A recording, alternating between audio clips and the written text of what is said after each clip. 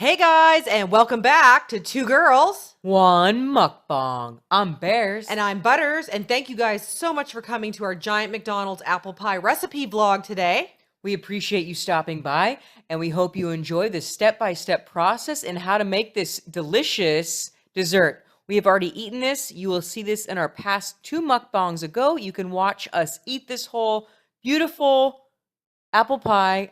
It is delicious. So check out this recipe, try it at home, and if you like this recipe, please give us a like. And hit that subscribe button, please. A notification bell. Ding, ding, ding. We'd really appreciate it. And on to the recipe. Okay guys, we are going to show you exactly what goes into this pastry dough. There's a bunch of ingredients here. There's a couple optional, and we'll go through them really quickly. We have flour. We have baking powder. We have sugar. We have lemon zest. We have margarine. We also have butter, 1 egg, cinnamon, and vanilla. Now the optional items are the lemon zest and the vanilla and cinnamon. If you don't like those things, you don't have to add them, but for our recipe we are, because the last time we had it, it was in it, and it was amazing. Also, the recipe calls for a specific kind of margarine. We couldn't find it, so we're using Imperial, but the recipe actually calls for 1 stick of Fleishmanns. We could not find it at the store, but another brand of margarine we can find is Imperial. First, we're going to add 2 cups of all-purpose flour. Here's 1. Cup number 2. And 1 more half a cup. So that's 2.5 cups of flour. Next, we're going to put in the margarine. 1 stick. And also, I'm going to throw in half a stick of butter. Then what we're going to do is we're going to mix this all up until it gets crumbly. I'm going to use my pastry cutter.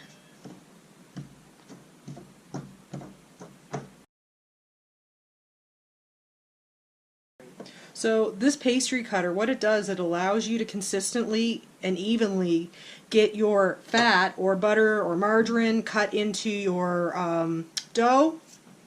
And when you do that, it allows you to get it in evenly, and you don't have to make a big mess. And it just makes it so much faster, especially if you need something where, for example, when you're doing biscuits, you don't want to have any type of warm dough or warm butter. So you're going to want to use something like this to help you get it cut in without having to touch it as much. So as you can see, this dough is starting to get crumbly. I'm going to keep mixing it up until it's all crumbled, and we'll be back in a minute. So it took me a few minutes to get this done, but if you take a look, the consistency, it's very grainy looking. It's very crumbly. It looks almost like ground crackers or like Parmesan cheese in the bowl. So that's a good explanation of what it looks like. The next thing that's going to happen is we are going to crack an egg directly in.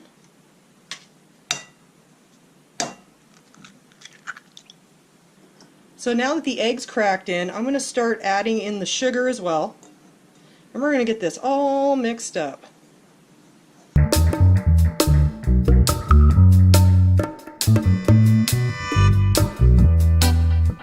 We're also going to add into the mix 1.5 teaspoons of baking powder. There's the 1. And here's the other half. And now we're going to add in the lemon zest and continue mixing this up. I'm going to crumble it in a little bit so it doesn't get all in huge clumps.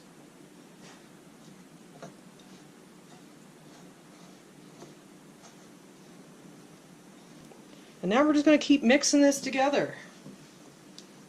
We'll come back when it's at the consistency, when it's ready. So if your dough isn't completely coming together to a point where you even think you could roll it out, the instructions on this recipe says to add a little bit of milk. We're only going to add a little bit at a time and then see how it comes together. So here's the dough all completely basically rolled out. It's a really different consistency than typical like pastry dough. If you notice, it looks a little kind of almost chunky. What we're going to do is roll this out into a rectangle to cover the bottom. Then we're going to throw the apples in, and then we're going to cover it over with whatever's left. So we'll see you in a few minutes once this is rolled out. Alright guys, and here we have the ingredients for the apple filling. We have 1 slice of lemon wedge. That's just to keep them apples from turning in your bowl before you put them in your strudel. We have cinnamon right here, and we also have vanilla extract, the best vanilla extract ever. What I'm going to do is peel these and slice these, and when we get back, you're going to see what it looks like when I'm putting them all together.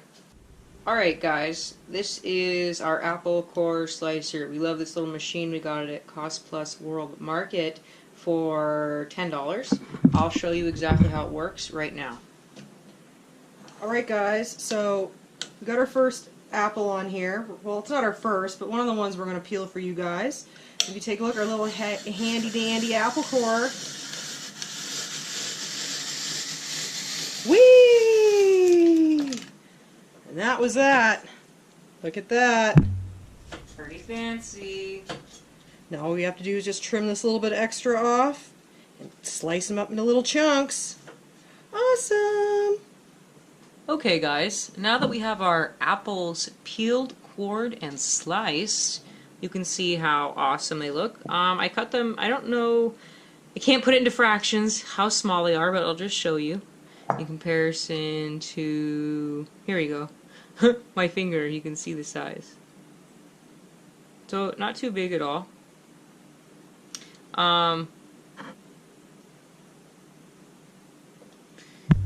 After you have them ready to go like this in your glass bowl, or whatever bowl you have, you're going to squeeze some lemon on top. That's going to keep them from turning to brown.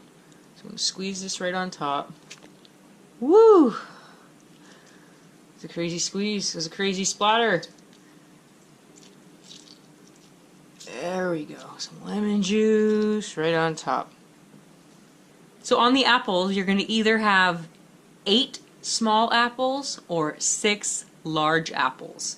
Right in here we have 8 small apples. They are Fuji apples, which is what we were told the apples are best to use.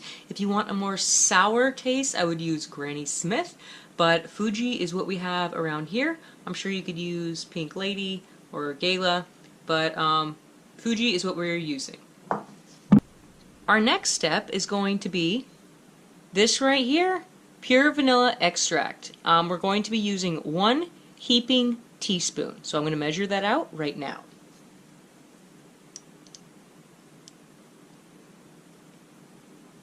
Here we go. You're going to see this beautiful color. See this color, guys? Oh yeah. It's just this bourbon vanilla extract. Okay. So I'm going to give that a quick mix around to get those flavors distributed.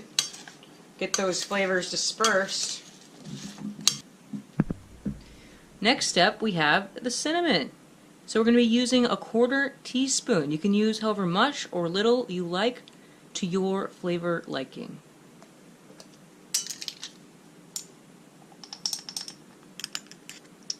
Right here, we've got a 1/4 teaspoon of cinnamon. We're going to sprinkle this in and then stir it up a little. Butter's going to stir it.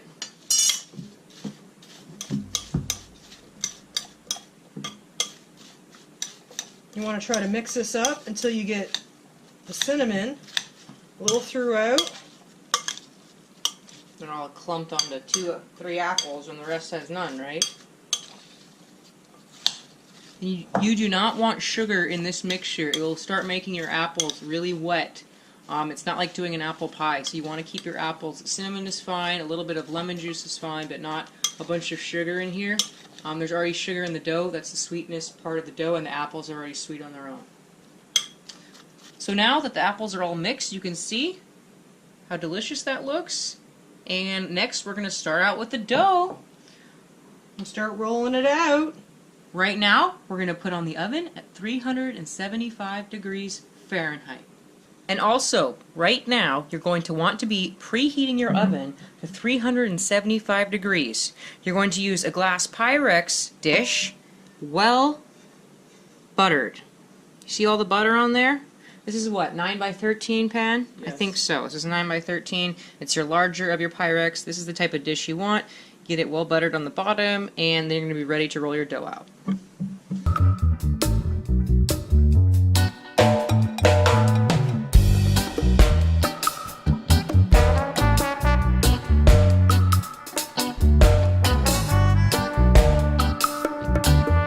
So now, as you can see, the dough has been rolled out flat into this huge circle here.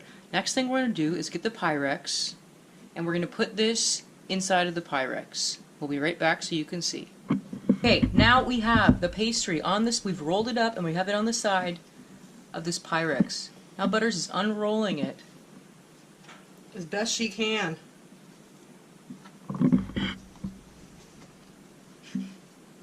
Into the pan. Okay? Next we're going to put the apples on the inside and then we're going to fold it.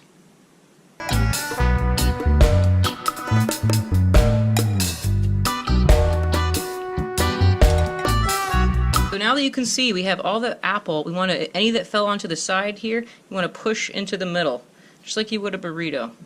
So you have all this big apple mound right in the middle here. Okay? So we just folded this bottom end here. You can see it looks a little janky right here, but it's not really a big deal. We're going to fold that side in this way, this side in this way, and then we have the bigger flap over here. Voila. Let me show you what this looks like.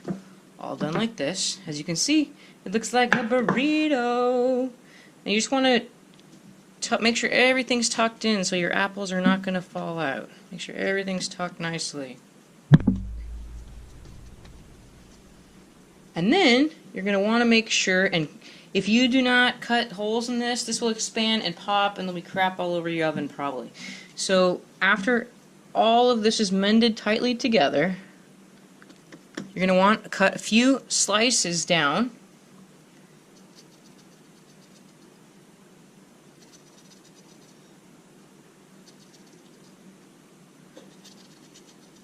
There we go. I'd say there's probably like 3-inch slices. Yeah, about 3-inch slices. They're going to give this mother some room to breathe. So now you can see this deliciousness, this pocket of burrito of love is ready to go in the oven at 375. We're going to put it in for 45 minutes and then we're going to check it. If it's not done, we'll put it in for another 10 to 15 minutes, but we'll let you know how it goes. And you want to know what it looks like from here? Giant McDonald's apple pie right now. It totally does, Butters. It totally does. As we said, the oven's at 375. You can feel the heat coming.